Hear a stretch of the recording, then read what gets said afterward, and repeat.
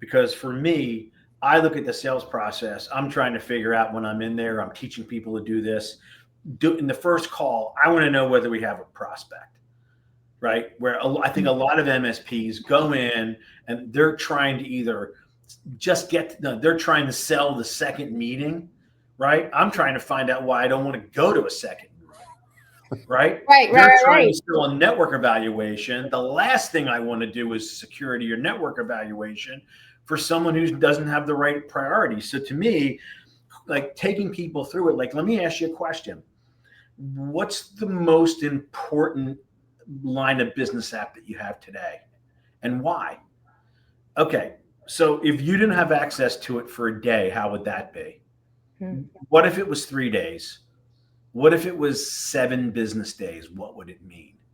And hear them and the emotion, as it builds, and to say like, okay, so do you think there's any way that something could happen based on your relationship with your current vendor that you wouldn't have access to it for 3 or 7 days? The answer is almost always they don't think it would. And then you take them through the scenario that their vendor doesn't control and say, well, look, this will maybe make you feel better. When was the last time you reviewed the incident response plan and actually went through the process? Because that probably would solve it. They almost never have. And then I ask them the question, okay, based on all that, I asked you one thing. I can ask you 20 more things because I know what we got now.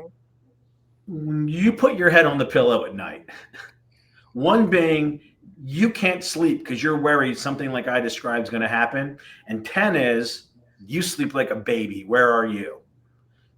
No one that I've taught this to or done it myself, no one's ever said 10. Right. They're always between 6 and 8 at all times. Now you're making them picture it and you would say, okay, so what do you think's involved? I can ask you a bunch more questions, but you're spending $5,000 a month now. My clients are at a 9 or a 10. Get there, but you're spending $5,000 a month now.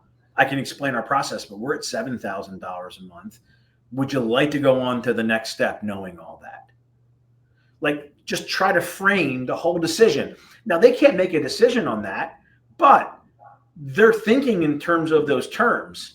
And now if they start asking me more questions and peppering me on what it is, why is it different? What have I missed? Then we can go on a little further. But I want to start with some basis because eventually at the end, that's the decision that they're going to have to make at some point.